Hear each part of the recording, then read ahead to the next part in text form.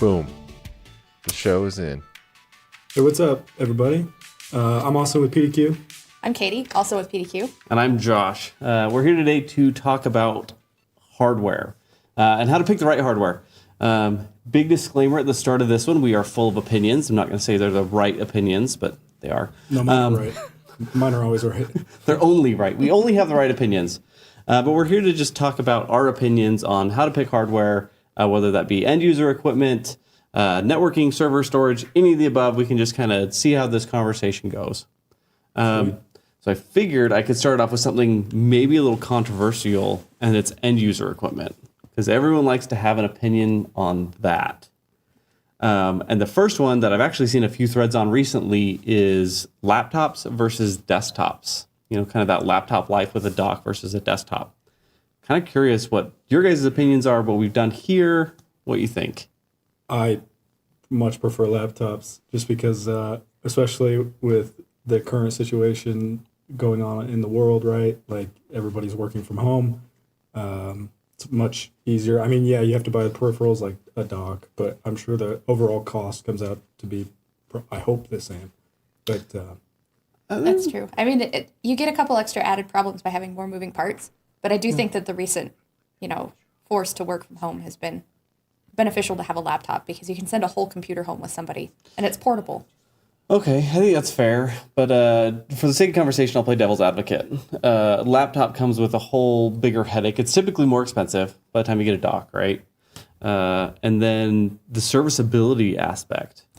It's not great. Yeah, especially where look at everything. that guy right there. Yep. what? Also, humans are disgusting. Humans are gross. I cleaned Was that that one left off a out couple weeks ago. outside? No, it was inside somebody's house.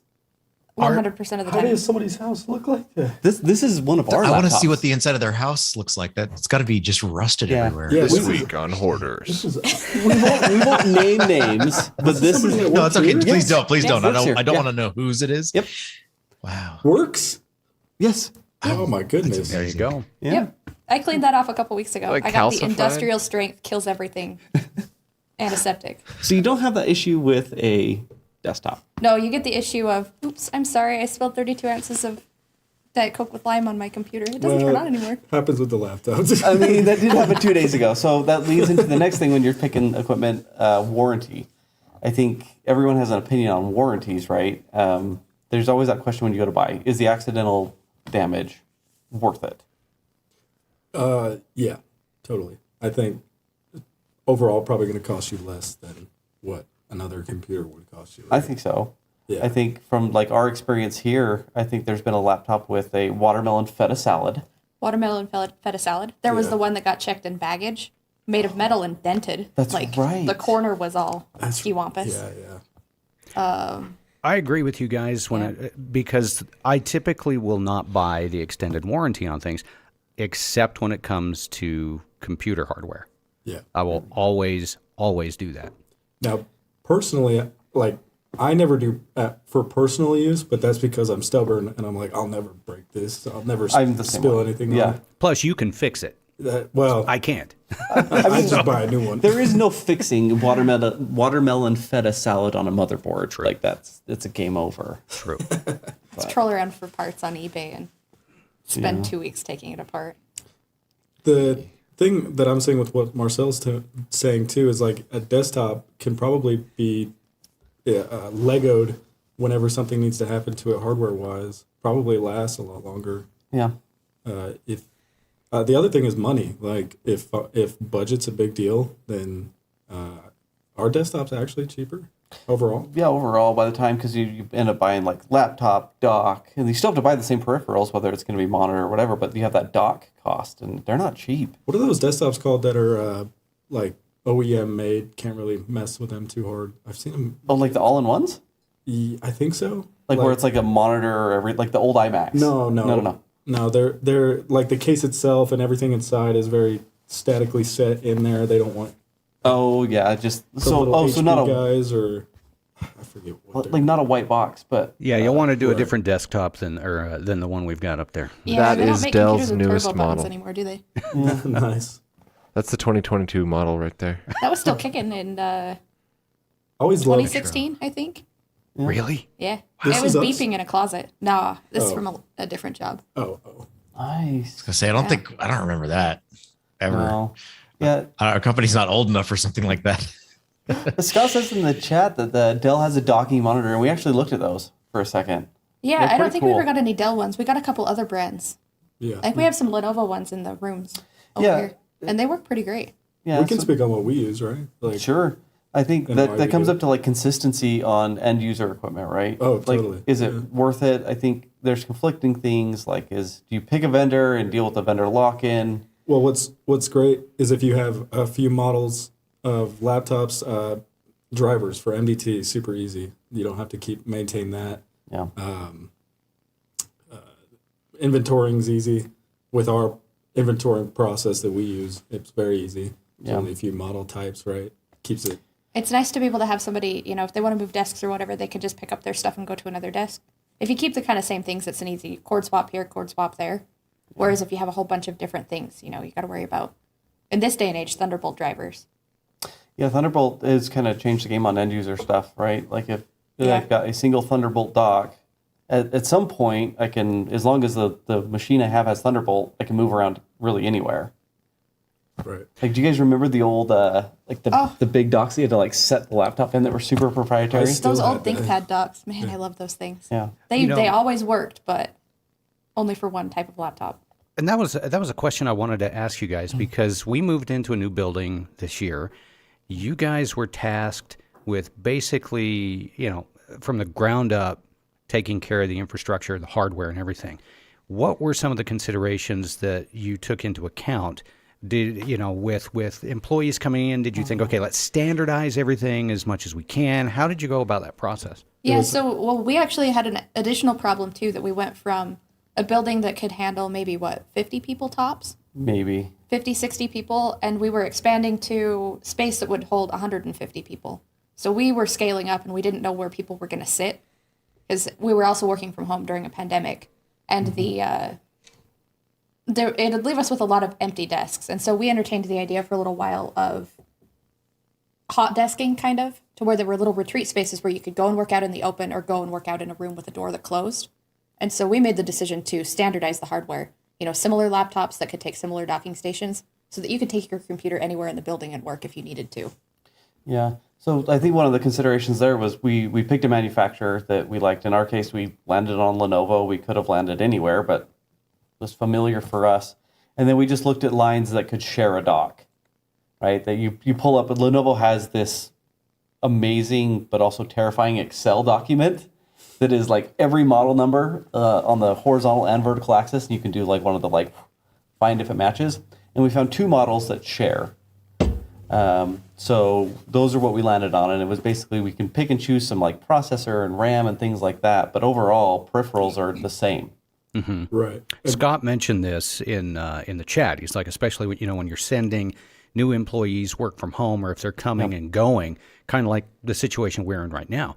And it's been so convenient the way you guys have done it because I've got a dock. I'm using one of the Lenovo ThinkPads.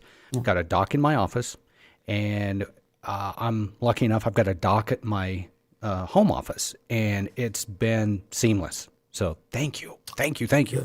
Yeah, as an added benefit, we do have a few people that float around that want a Mac. Just valid, I get it. And because now the world is more or less standardized as much as we can on Thunderbolt. For now. The docks work for them as well. A consideration for the networking equipment was how many Teslas worth of networking gear can I buy? What's the biggest dollar amount I can get away with?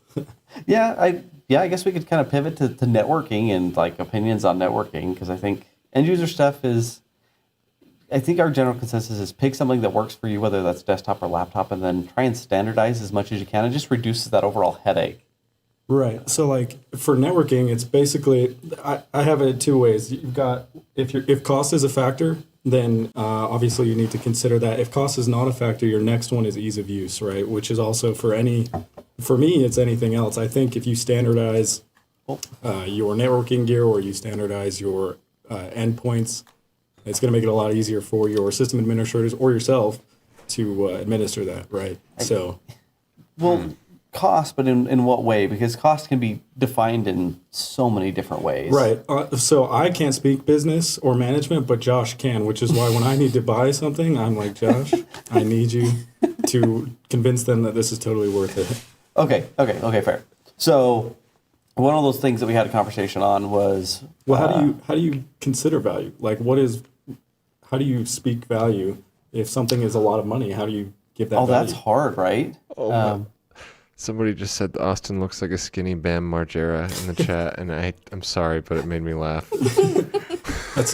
Now I That can't, hurts, I actually. cannot see that now. I did not mean to interrupt. That was a worthy interruption. This is the I'm seeing that now. Daniel. Oh, okay. Cost. Let's take our switching infrastructure, right? Yeah. So we ran layer 2 switches. That's the old building, primarily, right? Except for the cores, they were layer 3. So one of the considerations moving to this building were well over the run length for Ethernet. Right. So we're going to end up having to do like a core and then different access nodes, Right. different MDFs. Right. So how do you explain to someone, maybe an accountant, what the difference between a layer 2 switch is and a layer 3 switch, and why you may want a layer 3 switch? I think you don't even need to. It's hard to speak on it technically. I would almost be like, because that's the tough part about purchasing anything or doing anything in IT is that the people who pay the money don't really see the end result. They still have internet or whatever they need to get to. That middle is not easily visible. But what does make it easy is like high availability, right? When you have a bunch of layer 2 switches, like we've talked about, spanning tree loops can happen, or ports are blocked via spanning tree, and you lose out on some bandwidth that you would otherwise have. Yeah, but you're right there. You're making that argument for that layer 3 switch. So like it is a skill that I think most sysadmins should develop, being able to translate that need for technical, different technical things into tangible business, benefit. Well, right. Or cost And reduction. what you want to do is look at what's crazy new in networking is where I'm coming from. Like DNA Center for the enterprise is huge for Cisco right now, Okay. and what they're trying to push is access layer routing, right? So if we set that up now, in the next 5 years when it probably becomes standard, we have already met that, right? If with bandwidth or per port bandwidth, if we do 5 gigabit instead of 1 gigabit, we'll meet the needs of anything that needs to happen in our east to west traffic, right? Sure. But that's still not like making an argument to someone who's cutting a check. Well, take that dollar amount, cut it by, let's say, 5 years, right? Okay. And then, I mean, first and foremost, your network or your company isn't going to run without a strong infrastructure, right? Or if you pay a price that may look large, if you can make that last for 5 to 7 years, then you're good to go, I feel like. But again, I can't speak. That's where being technical and being a manager is really where you have to blend, right? Like that Venn diagram. Well, I mean, you're saying some things there that are like, okay, make it last 5 to 7 years. So what I'm hearing out of that is that from your perspective, the expected life expectancy for something like a switch or router is 5 to 7 years. I'm going to say 5 years. For a tech company like PDQ.com, then we use 9300s. I don't think it needs to be a secret, right? Sure. The 9000 Catalyst series. That's the brand new series for Cisco.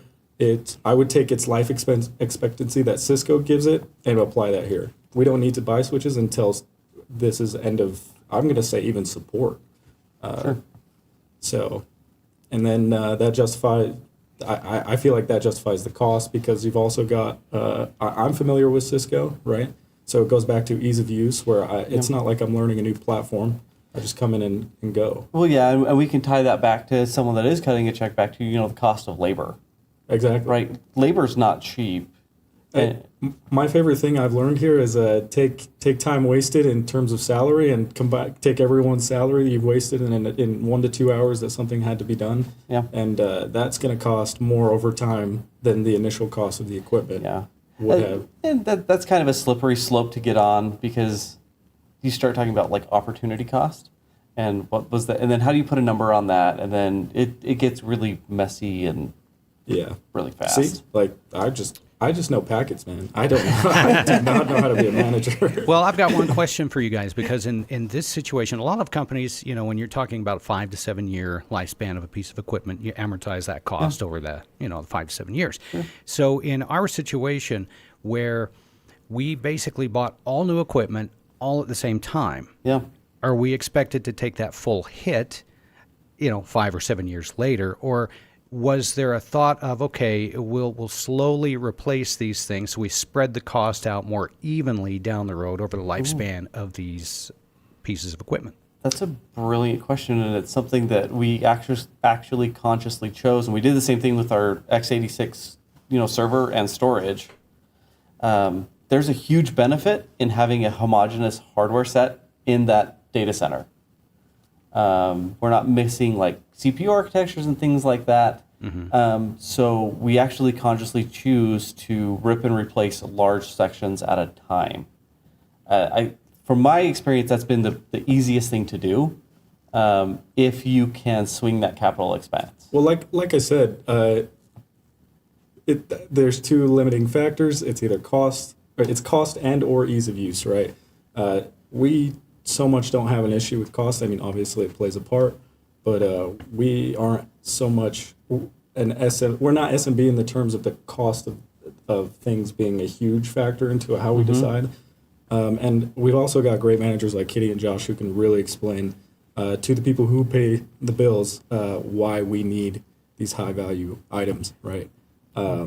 So That's the question actually Marcel just posted. He says, you're talking corporate, but how about SMB? SMB first and foremost is cost, and like cost to what would you call it? Cost to capabilities. Yeah, like that's a fun question for SMBs because I've done like consulting work for SMBs where you try and take these capital expenses and turn them into operating costs over time.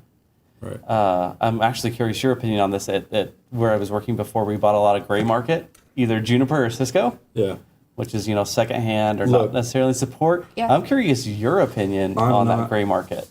Cisco, right now we're off the books. Okay, gray market, I feel like is just fine. Personally, this is a personal opinion. I use gray market for my labs. I've bought gray market for contracting work I've done. It isn't evil at all. Basically, if there's a 3850 out there that's way cheaper than what you could buy from a reseller for, but then you have to worry about licensing or TAC, the technical assistance. Ooh, let's dive into that, right? Right, so when you do gray market, do you want to own every single aspect of that item, even if there's a hardware fault, or do you want to really buy a new one, or do you want to pay upfront for TAC for something like that? It's very with SMB or when money is in consideration, not even SMB. There's a lot of factors there. Well, I mean, there's always money in consideration. It's just in that priority list when you're looking for a piece of hardware, how much weight does this cost? Right. At PDQ.com, money isn't like the number one issue, right? I think our biggest thing is can we support it? That's our number one thought process into going in anything. Yes, money is up there, top 3, but We've got another question actually in the consideration thing. Could you want to throw that one up there, Jake? From Marcel, he wanted to know, how are your considerations regarding power consumption? So Josh and I were pretty hard on that before we moved in here. This building's a great example of this entire webcast. So like Katie said, we really scaled up, right? We went from 6 access points to 60, and we needed to consider that for PoE, right? So you have to take what I had to do is take the wattage of each AP, multiply it by how many APs we're going to have, and then pick a switch that can output PoE with room to leave, right? And then on top of that, you have to have an up, at least I hope, that will sustain that switch stack long enough that you feel that you're comfortable. I think ours was about an hour, right? that we felt pretty comfortable. I mean, we had an outage yesterday. We did. We had- Big secret, yeah. yeah, power went out at this building yesterday. It was just, an equipment issue on the company's side, the power company's side. So totally unavoidable. Yeah, and our run times are about an hour. Yeah. And I think that's an acceptable kind of risk level for us. Yeah. So there's a lot of considerations for power. Is it just like runtime, stay up, Right. or is it the actual utilization? Because are you actually having to pay for that power you consume? Right. And is that a consideration when you're picking equipment? Is that just, is that free here? I'm not sure. I mean, we're flat rate power, right? Oh, okay. But in many cases, like if I'm, trying to start an SMB, or I'm paying like metered power, now I have this other consideration when I'm starting to choose hardware. Right. Because if I'm going to run the same type of infrastructure that we run here out of my garage, It's going to be extraordinarily expensive. it's going to hurt. Right. And that sound that you're hearing, that's water pipe stuff that you're hearing on the mic. How do you choose the water pipes to install? Let's go back to the actual hardware of the building. Picking the right Usually plumbing you hardware. route them around the studio Yeah. instead of running them right No. underneath. Nah. Hey, it adds to the aesthetic. No, not really. No, it doesn't. It subtracts. What water? That never mind. Yeah, it's You part of don't the wanna know. HVAC, I think. Oh, Okay, I have a question, guys. So Yeah. say you had free reign to build a machine that was purposed for VR gaming. Oh, we're gonna switch to Hypothetically, of course. Right, we've never done that. Money We've isn't an never done issue. Let's talk about the hardware there. Did I send that? I did send that picture Oh, to Kelly. hey, that's our box. It's our There friend. you go. Yeah. First and foremost, you take all of the best Corsair LED items that you can get and you buy them. Yeah. Right. And don't forget to buy the premium sleeved PSU cables. Right. Bigger case, better person. Don't forget that. Yeah. Yeah, this is not hypothetical at all. This is what happened. But I want. Yeah, do you want to run through the hardware in that box? I think I built that box. So You I did could- build that I box. can run you through that hardware there. Yeah, that'd be cool. Here's the really sad part about this. This machine was built and ready to work in February of 2020. We had it, 3 weeks, 2 weeks wow. before we all Yeah. went home for the pandemic. Yeah, we built this as like a employee kind of use this in the office. So it's a second generation Ryzen 9, 16 core, 32 thread, 128 gigs of RAM. That's an EVGA Kingpin. So it's a 2080 Ti is their hybrid. I couldn't quite justify. Well, I couldn't justify doing a custom water loop with that. Mostly because I didn't want to be responsible for having to maintain it. Good call. So we went the hybrid route. It's upstairs right now. It is. It's been running a. Is that the pretty one good that's game of running Cookie Clicker? It is Oh, running yeah. Cookie Clicker. Yeah. This. What $1,000 perfect machine, use. Thousands it of to use. dollars. Yeah, that demon What? game. What number is it at now? Is it even something you can say in English? No. I haven't looked at it. We had an external event and somebody closed it so that they could put something that made us look like grown-ups on the screen. I think They that didn't is to our minimize it. They just charm. closed it. Yeah. It's a beautiful- it's a beautiful. pretty machine. It Yeah. was a fun machine to build. Yeah. Yeah. Well, we've got a few minutes left. I don't know. Do you guys want to hit? What do you want to hit next? You got servers, you got storage, backup recovery. You can keep going into networking. I mean, we could talk. I think I see a question in there from Paul. He wants to know about model and configuration for Autodesk. Yeah. Oh, man. I'm sorry. Paul, I'm just so sorry for a laptop in Autodesk. I mean, a long time ago for some CAD engineers, we were running Lenovo's Workstation line of laptops, which I'm not sure. series? They might be the P series these days. I'd have to look for sure. Back then, they were the W series. That's right. They were pretty good. They chugged to a standstill if you put them in power saver mode. Which I had one user that did that weekly. I'm going to recommend this, but just know that this is not a major OEM, right? And they're pretty niche. But Sager, Sager, actually makes some really cool hardware in a laptop form factor. I've heard of them. Yeah. Yeah, they make a couple boxes that take desktop GPUs, they strip them down, and they put them inside of a laptop. That's cool. It's cool. They're hot. The battery life is all of about 30 minutes. Yeah. But if you really, really need, Power on the go. yeah, They'll do it. I mean, they're laptops and they're portable in the sense that the screen is built in and you can unplug them and walk them away from power. But you will need to operate it with it plugged in. Yeah. yes. We've got a couple of them here. We tried them out for some developers, and they've done pretty good. They are technically laptops. Yeah. I've been Technically impressed with portable. Asus. That's usually the laptop brand that I buy. I don't know how you guys Yeah, feel about that, but For like when I'm buying stuff like that, especially for a business, it's really a one-off. I much prefer to stick with a major OEM. The warranty work is so much easier. It's a lot easier to be able to put in a ticket and Yeah, have a motherboard here in a week or so, if tops. yeah. Got another question from Marcel.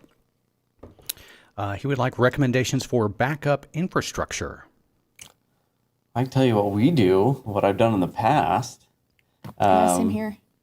We basically, when we do a replace of our current production, anything that we roll out to a DR site. And we try and maintain that. But that brings up a bigger question of, should your backup and recovery infrastructure match prod? I think there's a case for some capabilities, because if you're doing something like Veeam's a big one these days, and Veeam has the handy little feature that you can restore and power on a VM based on a backup set, so that you can have, your favorite servers up and running off on your DR site. Mm-hmm. I mean, that's a pretty handy thing to have, but you've got to make sure that your equipment is at least similar enough. May not have to be the same, but you don't want to be running completely different unsupported hardware. Yeah, I think it's a business use case decision is what it comes down to. Is what is the recovery time objective and recovery point objective, and is it different for different workloads? For some things, like you may want to actually spend the money and keep them the same, right? Like if you're running business critical production on a certain set of hardware, you should probably have that in a DR site or something very, very similar. If you can't tolerate any downtime Yeah. and you need it up as quick as possible. Yeah. Internally, we've done Veeam, and then we run some HPs, just standalone physical boxes with big RAID 10 arrays on spinning Rust. We're catching backups off of, and then replication jobs to different VMware clusters. Yeah, I mean, previously we've done everything. Like in previous jobs, we've done everything from, contracting maybe with a local MSP or ISP who has rack space that we can borrow and dropping a NAS over there, or running some software like Crash Plan, or I'm not sure what it's called anymore. Yeah. There used to be a company in American Fork, which is about 40 minutes south of us, that would offer, you back up to their stuff, and then you have the option of having a hard drive or a flash drive sent to you. So it's like a 15-minute drive for us at the time to go get your data and bring it back, things like that. DR business continuity stuff is just so unique to every organization, and even every organization, the workload specific inside of that organization, that trying to come up with that, in my opinion, if I could, my backup infrastructure would match production as close as possible. That's not always the case, but if not, there's always the option of running off to like Amazon Glacier or Azure Blob Storage are great options as well. I mean, we had a place that was so concerned with data retention and making sure that they had the data that they backed up to a couple different tape systems. And the tapes would go home with employees when they left. Like somebody would take tapes home to make sure that they went off site. I mean, I'm not recommending that it's the greatest thing to do, but they were so concerned with being able to have that if lightning struck and destroyed their building, somebody had their data. Have you ever tried to recover from tape?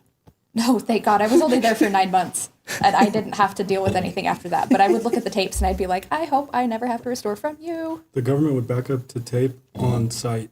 Like it's on the same site as everything else. So hopefully no fire. Yikes. And hopefully nobody's watching from a certain place. Yeah, I think Bojan in the chat says, does anybody use Synology on-prem and online backup? That's what we were using at a previous gig.